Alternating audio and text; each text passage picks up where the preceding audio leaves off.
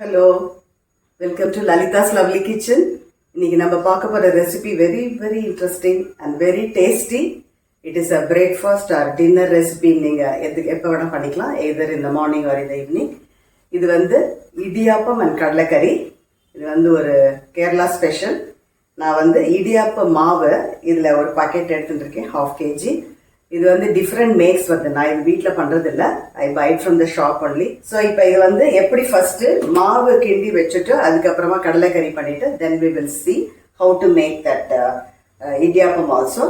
So இதில் வந்து நான் ஆல்ரெடி இதுக்கு வந்து அவங்க பாக்கெட்லேயே நீங்கள் பார்த்தீங்கன்னா அளவு எவ்வளவு தண்ணி வைக்கணும் அப்படின்னு போட்டிருப்பேன். நான் வந்து ஒரு கண் திட்டமாக தான் வச்சுருக்கேன். யூஸ்வலாக பண்ணும்போது இவ்வளோ வச்சா கரெக்டாக இருக்கும் அப்படின்னு சொல்லிட்டு நல்ல தண்ணியில் கொஞ்சோண்டு உப்பு கொஞ்சம் எண்ணெய் போட்டுட்டு இது கொஞ்சம் நல்லா திளைக்கணும். நம்ம குழக்கட்டைக்கு மேல் மாவு பண்ணுவோம் இல்லையா, அதே மாதிரி தான். ஸோ இது நல்லா திளைக்கும் போது இதை சிம் பண்ணிட்டு மாவு போட்டு கிண்டலாம், இல்லை ஆஃப் பண்ணினாலும் நோ ப்ராப்ளம். ஏன்னா திளைக்கணும், அதுதான் மெயின். அல்ல அப்போதான் உங்களுக்கு மாவு நன்னா வரும். பாருங்க, இது வந்து நன்னா ரெடி ஆயிடுது. இது நம்ம பிசையும் போது நம்ம என்ன பண்ணலாம்னா பக்கத்தில் இதில் தண்ணி வச்சுட்டு திளைக்கிற தண்ணி வச்சுட்டு இன்கேஸ் தண்ணி கம்மியாக இருந்தால் விட்டு கலந்து நல்லா இந்த மாதிரி கிண்டி இதை வந்து மூடி வில் கீப் அ சைட். இப்போ நெக்ஸ்ட்டு கடலைக்கறி எப்படி பண்ணோம் அப்படிங்கிறத பார்க்கலாம். It's a very very tasty dish, I tell you. கேரளாவில் வந்து இதை வந்து புட்டுக்கும் they will use it. But நாம் வந்து இன்னைக்கு இடியாப்பத்துக்கு யூஸ் பண்ண போகிறோம். ரெண்டுக்கும் யூஸ் பண்ணலாம். Sometimes you can even use it for the rise. இதுக்கு வேணுங்கிற சாமானை நான் ஆல்ரெடி டிஸ்பிளே பண்ணியிருக்கேன். இதுக்கு வேணுங்கிறது நல்ல துருவின தேங்காய், ஒரு பாதி தேங்காய் எடுத்துட்டு இருக்கேன். அதுக்கப்புறமா இதை கொஞ்சம் நல்லா வறுக்கணும். இதில் வந்து பட்டை ஒரு இந்த அளவுக்கு என்னோட கை அளவுக்கு எடுத்துட்டு இதை கொஞ்சம் நல்லா பொடிச்சு வச்சுட்டுருக்கேன். இதில் ஒரு 7-8 கிராம்பு வச்சுட்டுருக்கேன். இதுக்கு சேர்க்க போகிறது கொஞ்சம் ஜீரக பவுடர், அதுக்கப்புறமா இது வந்து தனியா பவுடர், அதுக்கப்புறமா இதோட சேர்க்க போகிறது கொஞ்சம் சில்லி, ரெட் சில்லி பவுடர். இதுக்கு வந்து இதெல்லாம் வறுக்கும்போது சோம்பு கொஞ்சம் ஆட் பண்ணிக்கலாம். அதுக்கப்புறம் 2 பச்சை மிளகா, இஞ்சி. இதை நம்ம அரைக்கும் போது இதை வந்து நம்ம அதோட ஆட் பண்ணணும். இதை வந்து இதெல்லாம் நம்ம அரைச்சி சேர்க்க போகிறது. இந்த மெயின் இன்க்ரீடியண்ட்டை இந்த பிளாக் சென்னா தான். நான் என்னோட கைப்பிடிக்கு 2 பிடி போட்டு நல்லா ப்ரீவியஸ் டேயை நல்லா ஊற வச்சுட்டு குக்கரில் வச்சு நிறைய சவுண்டு விடணும். இது அப்போ தான் நல்லா ஸ்மாஷ் ஆகி இந்த மாதிரி வரும். இப்படி வரத்துக்கு ஒரு 7-8 சவுண்டு நீங்கள் விட்டு நல்லா வெந்து வச்சுக்கோங்க. அதுக்கப்புறமா இதுக்கு நம்ம ஃபர்ஸ்ட் வறுக்க வேண்டிய சாமானை இப்போ பார்த்துடலாம். பாண்ட்லியில் வந்து எண்ணெயெல்லாம் விட வேண்டாம், அப்படி டைரெக்டாக நம்ம துருவி வச்சிருக்கிற இந்த தேங்காயை போட்டு முதல்ல கொஞ்சம் நல்லா செவக்கிற மாதிரி வறுக்கணும். நான் வந்து இதுக்கு வந்து கொஞ்சம் டொமேட்டோ ஆட் பண்ண போகிறேன். இந்த டொமேட்டோவை நான் என்ன பண்ணியிருக்கேன்னா ஒரு 3 டொமேட்டோ, இது வந்து நாட்டி டொமேட்டோ, புளி இருக்கும். இதை நல்லா அரைச்சி வச்சுட்டுருக்கேன். இதை வந்து இந்த நம்ம பண்ண போகிற கிரேவி கூட எப்போ சேர்க்கணும் அப்படிங்கிறத சொல்கிறேன். ஸோ அதுக்கப்புறமா முதல்ல இந்த தேங்காய் வறுபடட்டும். நல்லா ரெட் கலர் ஆகணும், அது நல்லா செவக்கணும், அப்போ தான் டேஸ்டியாக இருக்கும். இப்போ தேங்காய் வந்து ட்ரையாக தான் வறுத்துன்னு இருக்கோம். இது கொஞ்சம் நல்லா வறுத்தாச்சு. இந்த சமயத்தில் நம்ம இதுக்கு சேர்க்க வேண்டிய இந்த சோம்பு கொஞ்சோண்டு ஒரு 1/2 டீஸ்பூன் தான் எடுத்துட்டுருக்கேன், அதை ஆட் பண்ணுறேன். அது கொஞ்சம் ஒரு வறுத்துட்டு அதுக்கப்புறமா அது கூட நம்ம எடுத்து வச்சுருக்கிற பட்டை கிராம்பையும் அது கூட ஆட் பண்ணலாம். ஸோ இது வந்து கொஞ்சம் வறுபடட்டும். உங்களுக்கு அந்த சவுண்டு கூட கேட்கும், கொஞ்சம் நல்லா வறுபடுறது இல்லையா. ஸோ இது கொஞ்சம் அப்போ தான் நல்லா ஒன்றா போட்டு வறுக்கும்போது ஸ்மெல்லு நல்லாயிருக்கும், வேறு ஒன்றும் இல்லை. இதை கொஞ்சம் நல்லா இந்த மாதிரி வறுத்துட்டு இஞ்சி பச்சை மிளகாயும் இது கூட சேர்க்கலாம், அதுவும் கொஞ்சம் வறுபடட்டும். இப்போ நம்ம எடுத்து வச்சிருக்கிற அந்த கருகப்பிலையில் ஒரு பாதி கருகப்பிலை இதோட போடுறேன். இதுவும் கொஞ்சம் வறுத்ததுக்கப்புறமா இதை நம்ம எடுத்து ஆற விட்டுடலாம். ஸோ இது இந்த அளவுக்கு கொஞ்சம் நல்லா செவந்தால் தான் உங்களுக்கு அந்த டேஸ்ட்டு அந்த ஃப்ளேவர் நல்லா இருக்கும், ரொம்ப நல்லா இருக்கும் அந்த அரோமா. ஸோ இதை மாதிரி கொஞ்சம் நல்லா செவக்கிற சமயத்தில் ஆஃப் பண்ணிடலாம். இதை எடுத்துட்டு ஒரு கப்பில் எடுத்து நல்லா ஆற விட்டுட்டு அதுக்கப்புறமா அரைக்கணும். இப்போ நம்ம இந்த மசாலா எல்லாம் போட்டோம் இல்லையா, அதில் வந்து கொஞ்சோண்டு ஒரு இவ்வளோண்டு அளவு ஜாதிக்காய் அதோட இதையும் ஒரு லைட்டாக ஒரு பரட்டிட்டு அது கூட சேர்த்துடலாம். இதுதான் மெயின் இன்க்ரீடியண்ட்டு. இந்த கடலைக்கறிக்கு ஒரு நல்ல ஒரு ஃப்ளேவர் கொடுக்குறதே இதுதான். கொஞ்சம் அதனால ஒரு சின்னதாக கட்டி இதுனூண்டு ஜாதிக்காய் எடுத்துட்டுருக்கேன். இதை வந்து கொஞ்சம் நல்லா சூடு பண்ணினா போகிறோம். கொஞ்சம் சூடாயிடுச்சுன்னா எல்லாம் சேர்ந்து ஒரே மாதிரி அரைஞ்சிரும்.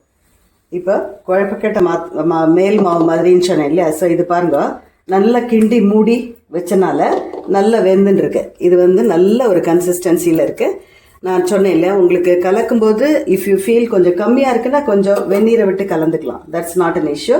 ஸோ இதை வந்து நான் இந்த இடியாப்ப நாழியில் இதை போடுறேன். கையில் ஒட்டவே இல்லை பாருங்க. அந்த மாதிரி நல்ல ஒரு கன்சிஸ்டன்சியில் இருந்ததுன்னா நல்லா பூ போல் வரும். நம்ம பண்ணுற இடியாப்பமும் உங்களுக்கு நல்ல டேஸ்ட்டும் கொடுக்கும், கொஞ்சம் உப்பு போட்டிருக்கனால. அதுக்கப்புறம் கடலைக்கறி பண்ண போகிறோம். That will be a fantastic combination for that. So இதை மூடிட்டு ஜஸ்ட்டு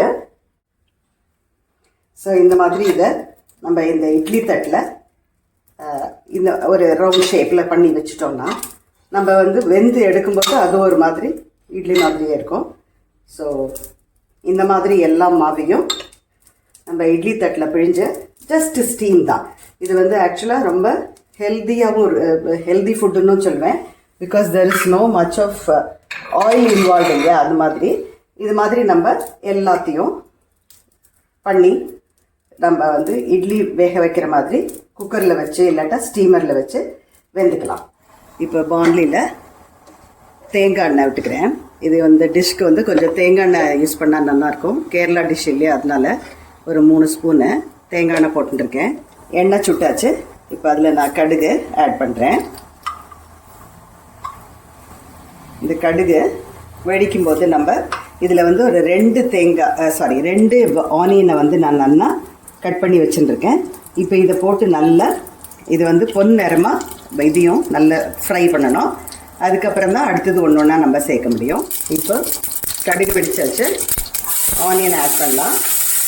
நான் வந்து பெரிய ஆனியன் எடுத்துட்டுருக்கேன். இதுக்கு வந்து ஸ்மால் ஆனியன் போட்டாலும் ரொம்ப நல்லாயிருக்கும் டேஸ்ட்டு ப்ளஸ் ஃப்ளேவர் ஆல்சோ. சின்ன ஆனியன் வந்து பெருசோட எப்போதுமே கொஞ்சம் நல்லாயிருக்கும் இல்லையா? அதனால ஸோ இது வந்து கொஞ்சம் ரெடிஷாக ஆகணும். அதுக்குள்ளே நம்ம இப்போ நான் வந்து போட்ட தேங்காய் இதெல்லாம் வறுத்து போட்டுருக்கேன் இல்லையா? அது மேலேயே இந்த பொடியெல்லாமும் நான் ஆட் பண்ணிட்டேன்.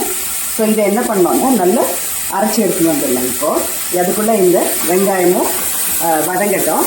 நான் வந்து ஒரு தட்டு அந்த இடியாப்பமும் பண்ணி இப்போ இந்த குக்கரில் ரெடி பண்ணியாச்சு. ஸோ இடியாப்பம் ஆட்டுக்குள்ளே நம்ம கடலைக்கறியும் ரெடி பண்ணிடலாம். இது கொஞ்சம் ரெடிஷ் ஆகட்டும். அதுக்குள்ளே நான் இதை அரைச்சி எடுத்துக்கிறேன். ஆனியன் வந்து நல்லா செவந்தாச்சு. ஸோ இந்த சமயத்தில் நம்ம இதுக்கு போட வேண்டிய கருவேப்பிலையை கொஞ்சம் அதில் போடலாம்.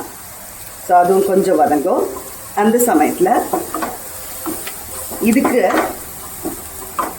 நம்ம அரைச்சின்னு வந்திருக்கோம் இல்லையா, நம்ம ஆல் த மசாலாஸ், ஜாதிக்காய், பட்டை, கிராம்பு, அதுக்கப்புறம் பச்சை மிளகா, இஞ்சி, இதெல்லாம் நம்ம போட்டு தேங்காய் இல்லையா நல்லா வறுத்துட்டு நம்ம அரைச்சிருக்கோம்.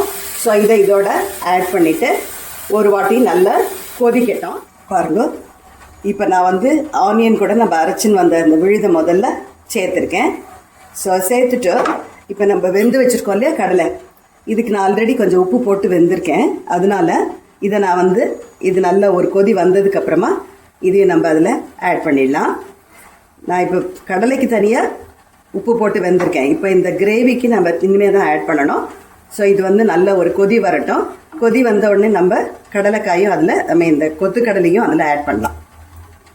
இப்போ இது நல்ல கொதி வருது இல்லையா, இந்த சமயத்தில் நம்ம இந்த கொத்துக்கடலை, இந்த பிளாக் சனாவையும் அதோட ஆட் பண்ணலாம்.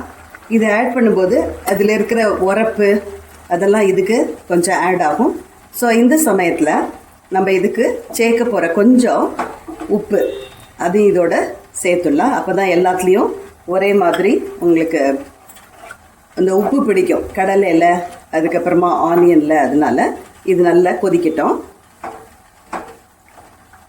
அதுக்கப்புறமா எப்போ இந்த டொமேட்டோவை அரைச்சி வச்சுருக்கோம் இல்லையா, அதையும் எப்போ சேர்க்கணும் அப்படிங்கிறத பார்க்கலாம். இப்போ கடலைக்காயும் சேர்த்து அந்த அரைச்சின்னு வந்த மிக்ஸோட கடலைக்காய் சேர்த்து நல்லா அது கூட சேர்ந்து மிக்ஸ் ஆகிடுது. ஸோ இந்த சமயத்தில் நம்ம அரைச்சி வச்சுருக்கிற இந்த ஒரு 3 டொமேட்டோ அரைச்சி வச்சுருக்கோம் இல்லையா, அதையும் இதில் போட்டு ஒரு கொதி விடலாம். சில பேர் வந்து இது இன்னும் பைண்டாகிறதுக்காக வேண்டி கொஞ்சம் கூட தேங்காய் அரைச்சி விடுவா, இல்லைன்னா தேங்காய் பால் விடுவா. நான் வந்து இதுக்கு ஆட் பண்ண போகிறதில்ல, ஏன்னா நான் முதல்லையே 1/2 மூடி தேங்காய் இதுக்கு அரைக்க சேர்த்துருக்கேன். அதனால நம்மளுக்கு அது தேவை இருக்காது. பார்த்தலாம் இந்த கிரேவி ஆக்சுவலாக நல்ல உங்களுக்கு கன்சிஸ்டன்சியும் கரெக்டாக இருக்குது. இதுக்கு இன்னும் ஒன்றும் ஆட் பண்ண தேவை இருக்காது. இந்த டொமேட்டோ அரைச்சி இதில் பியூரியோட கொஞ்சோண்டு தண்ணி ஆட் பண்ணுறேன். இப்போ இதோட இது வந்து ஒரு வாட்டி நல்லா கொதிச்சா போகிறோம். இப்போ இதோட ஃப்ளேவர் ஆக்சுவலாக வீடு ஃபுல்லாக மணக்கிறது. ஏன்னா நம்ம போட்டிருக்கிற மசாலா அப்படி சோம்பு, ஜாதிக்காய், அதுக்கப்புறமா நம்ம வந்து பவுடர்ஸும் ஆர்டர் பண்ணியிருப்போம் இல்லையா, தனியா பவுடரு, அதுக்கப்புறம் ஜீரக பவுடரு எல்லாம் ஆட் பண்ணி அரைச்சி போட்டனால இந்த ஸ்மெல் வந்து ரொம்ப சூப்பராக இருக்குது. ஸோ இப்போ என்ன பண்ணலாம், இது கொஞ்சம் ஒரு கொதி வந்ததுக்கப்புறம் ஆஃப் பண்ணிவிட்டு அதுக்கப்புறம் இதை எப்படி சர்வ் பண்ணலாம் அப்படிங்கிறத பார்க்கலாம். நான் போட்டிருக்கிற உப்பு வந்து இதுக்கு கரெக்டாக இருக்கும். இன்கேஸ் உங்களுக்கு ஒரு டவுட் இருந்ததுன்னா நீங்கள் கொஞ்சம் அதை டேஸ்ட் பண்ணிவிட்டு கொஞ்சம் ஜாஸ்தி கம்மி பண்ணிக்கலாம். அதே மாதிரி கடலை அளவும் அதே மாதிரி தான். இந்த கடலைக்கறி ரெடி ஆகிடுது. ஸோ நான் ஸ்டவ் ஆஃப் பண்ணிட்டேன். இப்போது இடியாப்பமும் ரெடி ஆயாச்சு. ஸோ நம்ம வந்து இதை இடியாப்பம் அண்ட் கடலைக்கறியை வச்சு எப்படி சர்வ் பண்ணலாம் அப்படிங்கிறது பார்க்கலாம்.